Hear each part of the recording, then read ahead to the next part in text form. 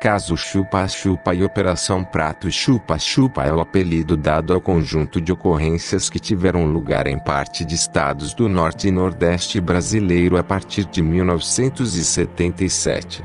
Caracterizava-se por um objeto voador luminoso, em alguns casos tripulados ou com manifestação claramente inteligente, que focava um feixe de luz em moradores das regiões afetadas.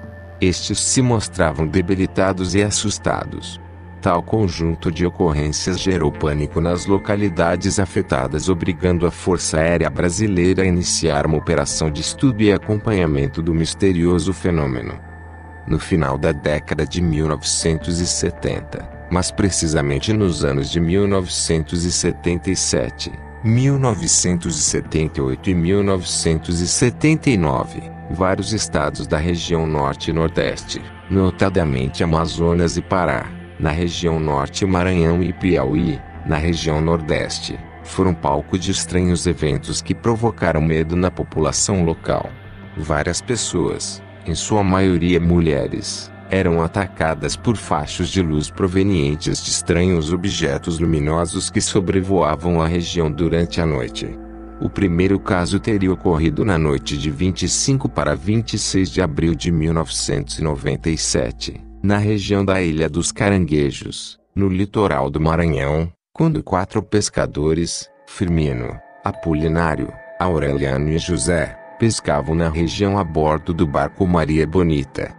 No dia 26 de abril, o barco foi encontrado à deriva, com um dos tripulantes morto e os outros vivos, mas bastante debilitados.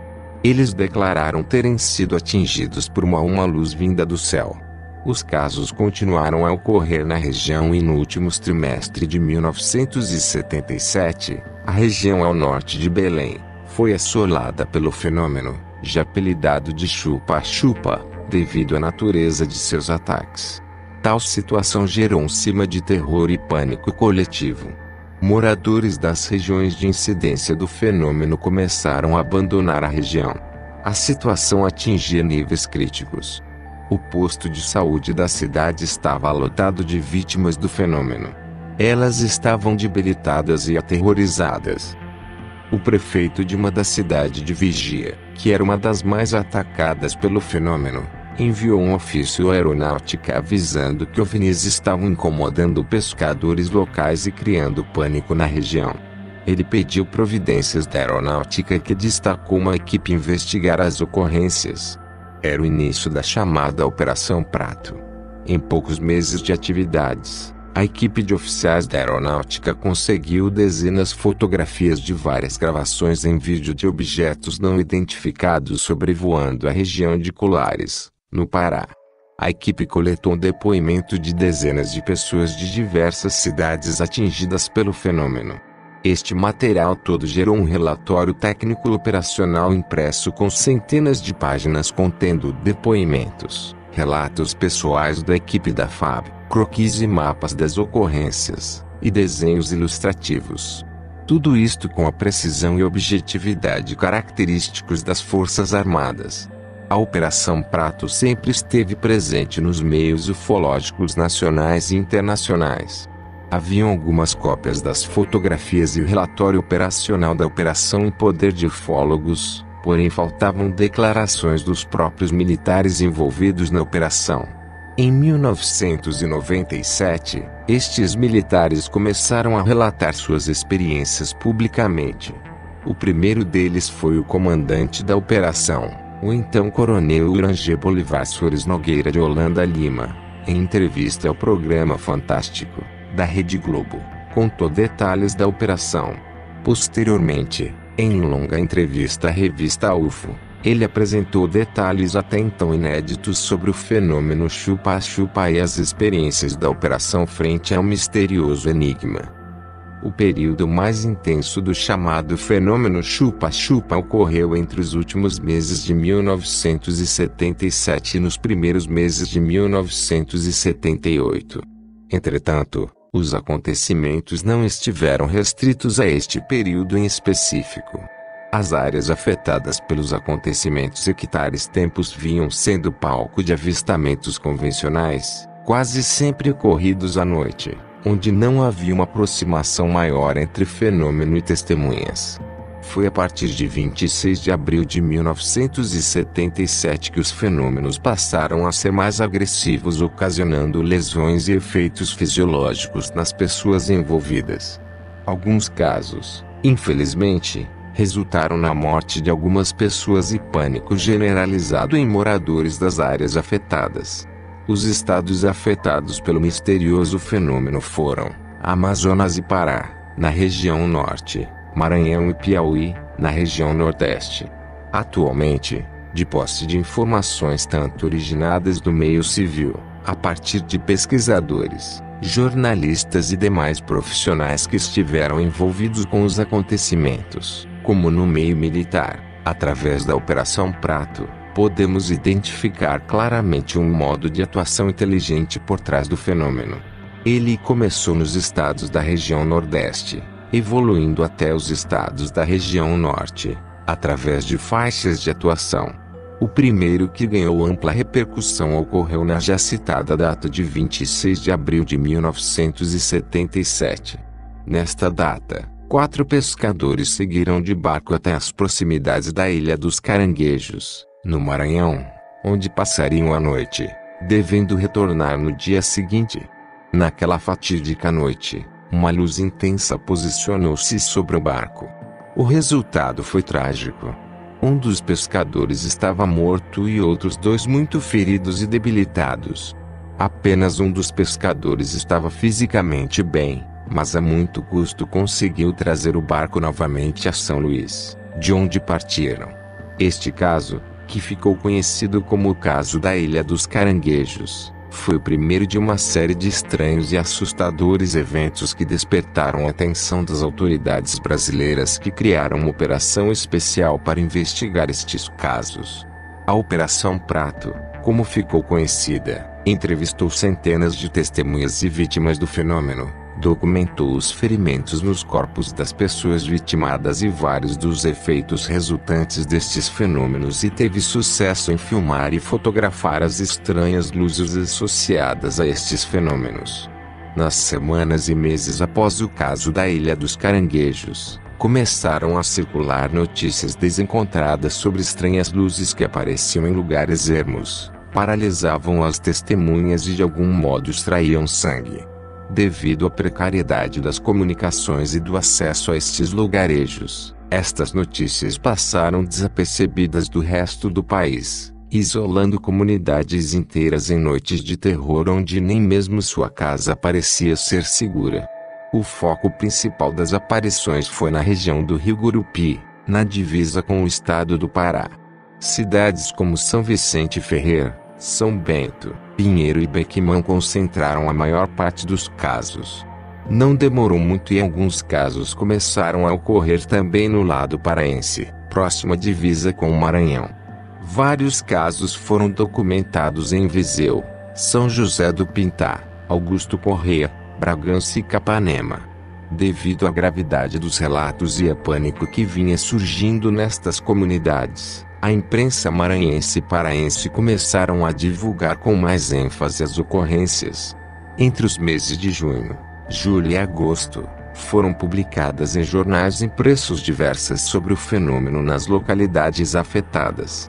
O jornal O Estado do Maranhão, de 20 de julho de 1977, descreve o aparecimento nos céus de Pinheiro de um objeto voador não identificado está causando suspense e pânico entre a população e estimulando imaginações que chegam até o ponto de haver quem afirme que o aparelho não identificado chega a aproximar-se das pessoas para estonteá-las com um jato de luz e retirar-lhes o sangue.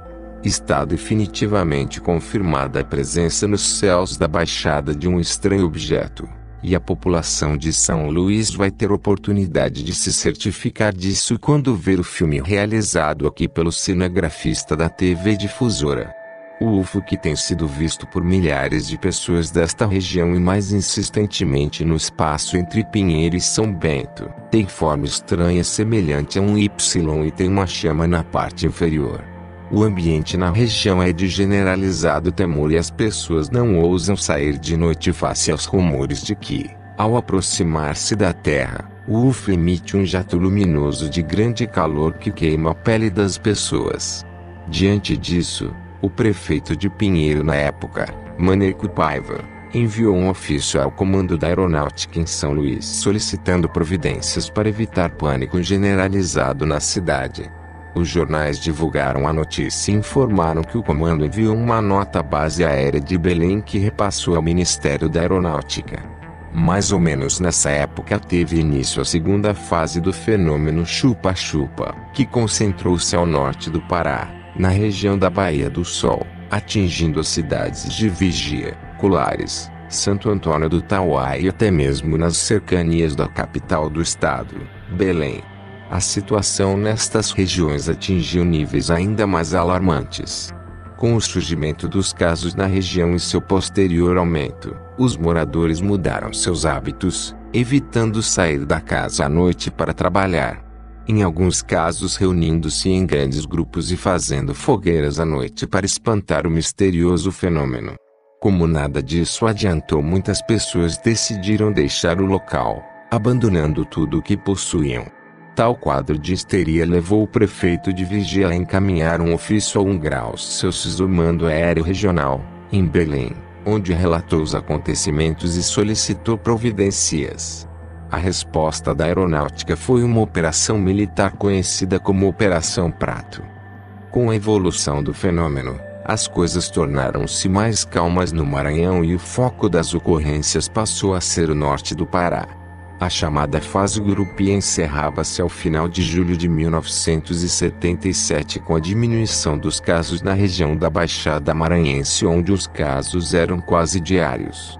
Do outro lado do rio, em território paraense, os casos, que já vinham ocorrendo hectares há algum tempo, aumentaram, repetindo a situação de medo e assombro verificado anteriormente no Maranhão.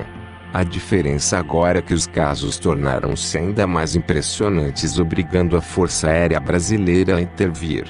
Os casos se concentraram em uma área de 300 quilômetros de largura, envolvendo 30 pequenos municípios que foram diretamente afetadas pelo fenômeno. As cidades com maior destaque dentro desta fase foram Colares, Vigia de Nazaré, Santo Antônio do Tauá, Viseu, São José do Pintá, Augusto Corrêa, Bragança, Santo Antônio do Umbituba, Capanema e a capital do estado, Belém, onde houveram alguns casos esporádicos. O número total de vítimas do chupa-chupa na região é desconhecido, pois várias comunidades viviam isoladas e jamais foram visitadas por ufólogos ou militares que investigavam o chupa-chupa. Vigia de Nazaré. Uma das cidades mais atingidas foi Vigia de Nazaré, situada na região do Salgado, a nordeste de Belém. No começo da onda de casos do chupa-chupa, várias pessoas foram atacadas, sendo seus relatos idênticos aos verificados na região do Gurupi. As testemunhas avistavam uma estranha luz ao longe que segundos depois já estava muito próximo. Em seguida sentiam-se paralisadas por um facho de luz emitido pelos chamados aparelhos. Nesse momento, elas sentiam-se fracas e com fortes dores, ao mesmo tempo em que um fino feixe de luz era emitido pelo objeto em direção às vítimas. Este feixe, que vinha por dentro do feixe maior, produzia uma ferida por onde supostamente era extraído sangue. Com o aumento dos casos na região, a população começou a ficar com muito medo, evitando sair à noite. Como os casos continuaram ocorrendo, surgiu um princípio de pânico e histeria coletiva em toda a região. Alguns religiosos acreditavam em um fim do mundo próximo e procissões foram realizadas na tentativa de obter algum conforto espiritual. Como nada disso resolveu, as pessoas começaram a se reunir em grandes grupos de pessoas em pequenos locais, considerados protegidos, onde passavam a noite rezando. A situação tornou-se tão crítica que todos os moradores do município se reuniam apenas em 3 casas da comunidade para efetuar as orações. Não tardou para que algumas pessoas abandonassem tudo o que tinham e mudaram-se da região. Tal situação levou o prefeito de Vigia na época, José Idônio Favacho Soeiro, a enviar ofício à aeronáutica relatando os fatos e pedindo providências.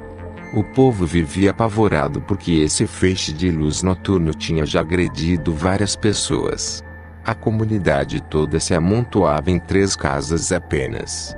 Ficavam rezando, às vezes cantavam algumas canções religiosas. As pessoas em pânico. A unidade de saúde de Colares virou quase que um pátio dos milagres. José Idônio Favacho Sueiro, prefeito de Vigia de Nazaré, em 1977. Colares é outra localidade que foi muito afetada pelo estranho fenômeno. O município possui uma unidade de saúde e acabou por receber várias vítimas de localidades vizinhas. Devido a estes 2 fatores, a situação no município foi ainda mais crítica. Além do pânico generalizado que tomou conta da região e do êxodo provocado pelos acontecimentos, houve falta de produtos de primeira necessidade que vinham de fora do município. Alimentos, remédios, produtos de higiene e limpeza acabaram rapidamente. Este foi outro motivo que levou à intervenção da Força Aérea Brasileira na região, através da Operação Prato. Os casos ocorriam à noite, quase sempre em ambientes ermos, geralmente afetando comunidades ribeirinhas isoladas ou pescadores. Embora os casos estivessem delimitados por horários específicos, toda a rotina diária daquelas regiões afetadas foi alterada. Escolas começaram a ficar cada vez mais vazias e alguns trabalhadores se recusavam a trabalhar em determinados horários em função do medo de ser uma nova vítima do fenômeno. Casos impressionantes dentro desta fase ocorreram alguns casos impressionantes, alguns deles terminando de forma trágica, com a morte da testemunha. Os casos começaram em meados de julho, de forma esporádica, aumentando nos meses seguintes. Em setembro, os casos tornaram-se ainda mais agressivos e várias vítimas do chupa-chupa foram atendidos na unidade de saúde de Colares, pela médica Elaide Cecim de Carvalho. 2 pessoas atendidas pela doutora vieram a falecer logo depois. Uma delas era uma senhora, de 45 anos, que foi atacada, em setembro, e logo levada para a unidade de saúde. Devido à gravidade do quadro apresentado pela vítima, ela foi encaminhada para Belém, onde veio a falecer 8 horas depois. Outra vítima fatal foi um pescador, atacado em outubro, que apresentava as mesmas estranhas queimaduras no peito. A doutora Elaide chegou a atender e conversar com o pescador, que após o atendimento voltou para casa, onde faleceu horas depois. A doutora Elaide acompanhou de perto dezenas de outros casos semelhantes, em que felizmente as vítimas se recuperaram. Existem muitos outros casos que não chegaram ao seu conhecimento ou foram atendidos em outros locais. Qualquer pesquisador com disposição que for até os locais atingidos com certeza vai encontrar inúmeros outros casos. Daniel Rebisso Giese, um dos principais investigadores da onda chupa-chupa, descobriu outro caso trágico em um pequeno vilarejo no centro da ilha de Mosqueiro, num lugar chamado Tapiapanema. A vila é composta de algumas poucas casas e seus moradores viviam da pesca e da agricultura. Neste local, Silvia Maria Trindade, 17 anos na época, estava grávida de 5 meses. Por volta das 18 HRS de 29 de outubro de 1977, ela e seu marido estavam deitados, descansando em sua casa. A noite já começava quando Silvia acordou e viu um objeto luminoso no céu. Deste objeto saiu um feixe de luz que atingiu seu braço. Assustada, gritou, acordando seu marido e todos os vizinhos, que saíram a tempo de ver o objeto no céu. Um deles disparou contra o objeto, que logo em seguida desapareceu. Silvia desmaiou. Ao recobrar os sentidos, estava muito nervosa e agitada. Seu marido Benedito resolveu levá-la a um hospital em Mosqueiro. O percurso é feito de barco, remando por aproximadamente 1 hora através de um rio. Durante este percurso, o OVNI surgiu novamente. Estávamos no barco e o OVNI passou por cima do rio várias vezes. Ele nos seguiu e disparou uma luz no rio por uns 10 ou 15 metros. Não fazia nenhum barulho e não jogou o raio em nós, só no rio. Estava a uns 80 metros de distância. Aí o OVNI voou sobre a mata e desapareceu. Em decorrência do contato, Sylvia ficou com um hematoma no cotovelo esquerdo. Ela permaneceu internada por 2 meses e acabou perdendo o bebê que esperava. Sylvia ficou muito abalada com o acontecimento. Mais tarde seu casamento acabou e hoje ela vive só. No dia em que o objeto apareceu em Tapiapanema, a cadela Vitória, de propriedade de um dos vizinhos de Sylvia, latia intensamente para o objeto. Em resposta, do objeto surgiu um facho de luz que atingiu a cadela, que parou de latir. Nos dias seguintes ela começou a definhar, morrendo 4 semanas depois. Objetos voadores tripulados. A maioria dos casos envolveram apenas observação de objetos luminosos, que paralisavam testemunhas e emitam feixes luminosos produzindo queimaduras. Entretanto, houveram casos de observação de tripulantes destes objetos. Um dos casos mais conhecidos envolveu a senhora Claudomira Paixão, que na noite de 18 de outubro de 1977, acordou com uma intensa luminosidade sobre a casa, na Baía do Sol. A luz primeiramente era verde, tocou minha cabeça e atravessou a minha face. Despertei totalmente e a luz tornou-se vermelha. Pude ver uma criatura, como um homem, usando um macacão tal como os de mergulho. Tinha um instrumento como uma pistola. Apontou para mim e o objeto brilhou por 3 vezes, acertando-me o peito durante as 3 ocasiões, quase no mesmo lugar. Estava quente, feria-me, parecia que me espetavam agulhas em todos os 3 pontos. Penso que me extraíram sangue. Eu estava apavorada, não podia mexer as minhas pernas. Estava aterrorizada. Após o contato, Claudomira apresentava dor de cabeça e moleza no corpo e fraqueza que perdurou por alguns dias. Ela foi até a unidade de saúde de Colares, onde foi atendida pela doutora Elaide e posteriormente encaminhada para Belém, onde fez exames complementares no Instituto Médico Legal Renato Chaves. Claudomira também apresentou queimaduras no peito, no local onde foi atingida pelo feixe de luz.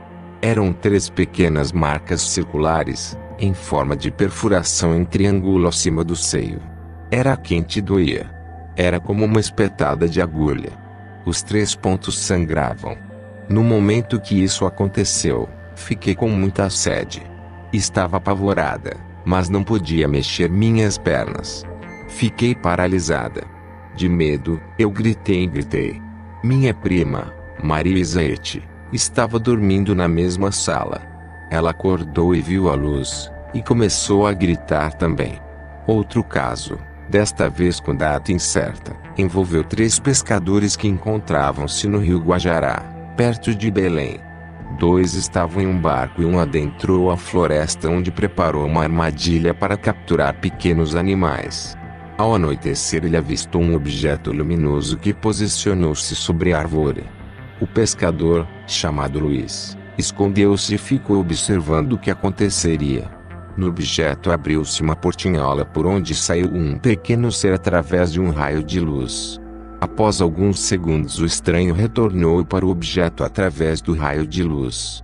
O pescador, assustado, resolveu correr para junto de seus amigos no barco. O objeto colocou-se em seu encalço. Ao chegar onde seus amigos deveriam estar, não os encontrou. Gritou por eles e descobriu que eles estavam ali perto. Com os gritos, seus amigos voltaram e encontraram Luiz assustado, que descreveu o estranho encontro. Logo todos avistaram o estranho objeto que se aproximava, iluminando toda a região. Desesperados, pularam na água e se esconderam entre algumas plantas aquáticas presentes no local. O objeto posicionou-se sobre o barco e novamente abriu-se a portinhola por onde saiu o pequeno ser. Ele tinha aproximadamente 1,50 metros de altura e usava um tipo de vestimenta escura. Através de uma cúpula puderam observar a presença de outro tripulante que permaneceu dentro do objeto. Estes 2 casos não foram os únicos envolvendo pequenos seres na região. Houveram vários outros casos semelhantes. Irangê Bolívar Soares Nogueira de Holanda Lima. Este é o nome do primeiro oficial de nossas Forças Armadas a vir a público falar sobre impressionantes atividades de pesquisas ufológicas desenvolvidas secretamente no Brasil. Conhecido por todos como Holanda, o coronel reformado da aeronáutica, ainda quando era capitão, comandou a famosa e polêmica Operação Prato, realizada na Amazônia entre setembro e dezembro de 1977. Por determinação do comandante de 1 grau Celsius do Mando Aéreo Regional, Comar, de Belém, Pará, Holanda estruturou, organizou e colheu os espantosos resultados desse que foi o único projeto do gênero de que se tem notícia em nosso país, e provavelmente um dos poucos no mundo. Logo após conceder esta entrevista à revista UFO, antes mesmo de vê-la publicada, o militar se suicidou. Sua morte causou grande polêmica, tanto quanto suas extraordinárias revelações. Foram elas, em grande parte, que motivaram a Comissão Brasileira de Ufólogos (CBU) a iniciar a campanha UFOS, Liberdade de Informação Já. Nada mais justo que publicar uma versão reeditada da histórica entrevista de Holanda UFO, feita em 1997 e veiculada nos números 54 e 55, que circularam nos meses de outubro e novembro daquele ano. Seu conteúdo é chocante e mostra duas coisas com excepcional clareza. Primeiro, a que ponto a Força Aérea Brasileira, FAB, chegou em sua determinação de conhecer o fenômeno UFO, através de uma equipe de militares. Segundo, a coragem do chefe de tal equipe em empreender uma operação inédita e arriscada, mas que foi coroada de êxitos, que, infelizmente, são do conhecimento de pouquíssimos brasileiros. Holanda era um militar ímpar, homem de fibra e resolução, que talvez tenha sido o único do mundo a passar pelas experiências que viveu na floresta amazônica, justamente no comando de um programa oficial, e não de uma aventura qualquer. Homem extremamente objetivo, impressionantemente culto e convive da memória de inúmeros episódios de sua carreira militar, especialmente em relação à ufologia. Holanda recebeu a revista UFO em seu apartamento em Cabo Frio, litoral do Rio de Janeiro, para uma longa e proveitosa entrevista, em junho de 1997. Das 48 horas em que o editor J.G. Vaed e o co-editor Marco Antônio Petit passaram em sua residência, colheram uma valiosíssima quantidade de informações ufológicas inéditas e assustadoras. Sua atitude de quebrar um silêncio militar de 20 anos sobre o assunto não se deu por acaso. Revelação e repreensão. Holanda confessou que acompanhava discreta mas entusiasmadamente as atividades da ufologia brasileira desde o surgimento de UFO, em 1985. Já naquela época, 8 anos após a realização da Operação Prato, e ainda com memória fresca sobre os inúmeros casos ufológicos que viveu, a então revista Ufologia Nacional e Internacional, antecessora de UFO, recebeu de uma fonte confidencial ligada à aeronáutica uma série de fotos de naves alienígenas que teriam sido tiradas pela FAB, na Amazônia. Pouco ou nada, além disso, sabíamos sobre esse material, mas mesmo assim o publicamos. Sabíamos da época, e Holanda depois nos confirmou, que eram fotografias secretas, obtidas oficialmente pelos militares que compunham a Operação Prato. Esse material tinha que ser publicado a todo custo, para que a comunidade ufológica brasileira soubesse de sua existência, mesmo que isso pudesse trazer problemas legais para a revista. E trouxe. Tal atitude resultou em repreensão do editor da revista por um certo comando militar. De qualquer forma, as fotos e um texto sobre o pouco que sabíamos na época a respeito da operação foram publicados. Evidentemente, os oficiais que integraram a operação não apreciaram tal fato, em especial o comandante de 1 grau Celsius Omar, que havia determinado a criação do projeto e estabelecido que o mesmo fosse mantido em segredo. Mas nenhum militar foi punido em razão da publicação daquele material em ufologia nacional e internacional, pois nunca se soube quem era nossa fonte de informação. Não era a Holanda, ao contrário do que muitos pensaram.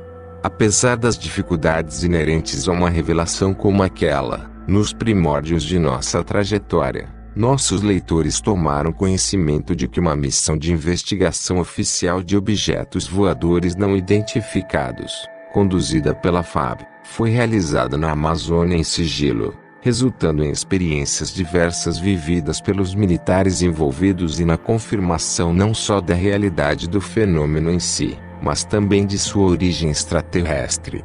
Nem o próprio Holanda, que não conhecíamos na época, chegou a se irritar com a publicação do material, pois julgou importante que todos soubessem dos fatos, como admitiu anos depois, na entrevista que daria à revista UFO, em 1997.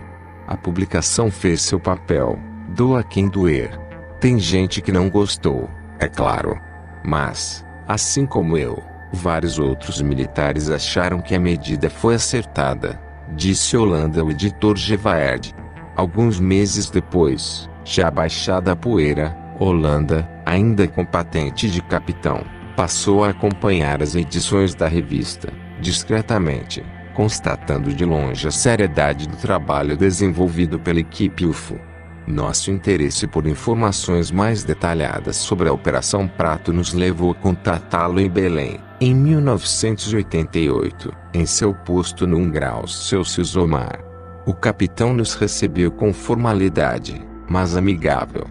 Evidentemente, não pôde nos dar os dados que buscávamos, mas notou nossa insistência em ver o assunto disseminado através da publicação. Por isso, tentamos ainda um novo contato no início dos anos 90, já no Rio de Janeiro, quando o oficial estava em vias de se aposentar. Nessa ocasião, num encontro casual, trocamos algumas ideias sobre o fenômeno UFO, mas nada mais consistente. Ainda não seria dessa vez que teríamos conhecimento dos detalhes das descobertas da FAB na Amazônia. A hora certa chegaria em junho de 1997, por iniciativa do próprio Holanda, motivado por uma reportagem que assistira no programa Fantástico. Numa matéria específica sobre o sigilo imposto aos discos voadores pelos governos, especialmente no Brasil, o editor de UFO declarou fatos sobre a Operação Prato e mostrou alguns poucos documentos que a equipe tinha na época. Na segunda-feira, imediatamente após o programa ter ido ao ar, Holanda, já na reserva, viu que era hora de quebrar o silêncio. Missão cumprida. Aposentado desde 1992, ele nos telefonou para elogiar a atuação da revista e para retomar o contato e colocar-se à nossa disposição. Disse que já havia passado bastante tempo desde a operação, e que julgava ter chegado a hora de romper o silêncio. Estou na reserva, cumpri minha missão para com a aeronáutica. O que eles podem me fazer? Prender? Duvido, disse, quando questionamos sobre a possibilidade deles sofrer punições de seus superiores quanto à atitude de nos revelar os fatos. A decisão de Holanda era corajosa e absolutamente sem precedentes na ufologia brasileira. Nunca, em momento algum, um militar tinha tomado tal resolução. Assim, com seu consentimento, colocamos o repórter e editor do Fantástico Luiz Petri e a jornalista Bia Cardoso, da Manchete, em contato com ele. Esses profissionais foram os primeiros a chegar em Cabo Frio e entrevistar Holanda. Com isso, cumpríamos nossa obrigação de informar à imprensa fatos significativos dentro do mundo ufológico. Tínhamos consciência de que, por mais que pudéssemos, e fôssemos tentados, aguardar para a revista UFO a exclusividade de tais informações, numa espécie de furo mundial de reportagem, não tínhamos esse direito. UFO tinha, sim, a obrigação de dar todos os detalhes, todas as minúcias aos seus leitores. Mas a imprensa precisava levar tais fatos, ainda que de maneira bem mais reduzida, a toda a população. Seguindo esse mesmo princípio, a publicação consentiu que a entrevista que fez com Holanda fosse inúmeras vezes reproduzida em revistas e sites da internet, em todo o mundo. Mais do que um entrevistado, Holanda transformou-se num querido amigo de vários integrantes da equipe UFO e aceitou, sem vacilar, o convite que formulamos para vir a ser um dos consultores da publicação. o que não chegou a se efetivar em razão de seu suicídio. Experiência não lhe faltava, pois, em seus 4 meses de Operação Prato, além de muitos outros passados na selva em missões onde o fenômeno UFO estava presente, teve a oportunidade não apenas de conhecer detalhes íntimos sobre o assunto, mas de viver pessoalmente dezenas de espetaculares experiências com objetos enormes e a curta distância. Naves de 30 andares. Holanda se recorda dos detalhes de ocorrências assustadoras passadas na selva, onde avistou diversos UFOs, desde objetos cilíndricos do tamanho de prédios de 30 andares, que se aproximavam a não mais do que 100 metros de onde estava, disse, até as enigmáticas e onipresentes ondas ufológicas.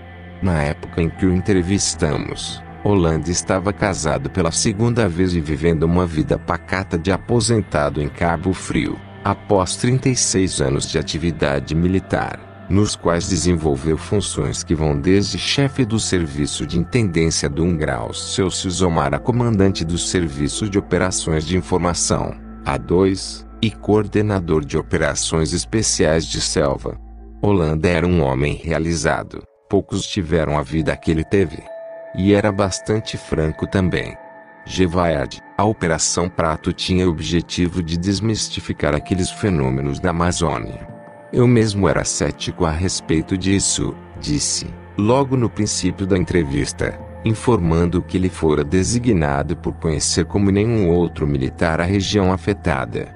Mas depois de algumas semanas de trabalho na área, quando os UFOs começaram a aparecer de todos os lados, enormes ou pequenos, perto ou longe, não tive mais dúvidas, desabafou, admitindo que se convenceu da realidade dos fatos na Amazônia. É esse incrível personagem, agora eterna referência na ufologia, quem deu a maior contribuição que essa disciplina receberia em nosso país, em mais de 5 décadas de atividades. Porém, a comunidade ufológica brasileira mal chegou a conhecer o homem a quem passou a dever tanto desde junho de 1997, quando ele resolveu romper o sigilo. 4 meses depois, em 2 de outubro, o coronel Irangê Holanda cometeu suicídio. Tinha feito outras 3 tentativas anteriores, pois era vítima de depressão, sendo que, da última, adquiriu um problema na perna que o levara a andar mancando. O coronel deixou filhos de seus 2 casamentos, em Belém e no Rio de Janeiro. Holanda foi-se desse mundo sem saber que enorme benefício causara. Talvez, se a primeira parte de sua entrevista tivesse sido publicada um pouco antes, ele se sentiria menos deprimido ao ver o respeito com que seus depoimentos e sua coragem foram tratados na revista UFO. Infelizmente, por problemas inerentes a uma publicação de circulação nacional, a entrevista com Holanda só pôde ser divulgada na edição 54, de outubro de 1997, indo às bancas no dia 12 daquele mês, precisamente 10 dias após seu falecimento. Já não havia mais tempo de parar as máquinas gráficas para incluir, na edição, a triste nota. Ela teve que ser publicada junto da segunda parte do material, na edição 55, de novembro.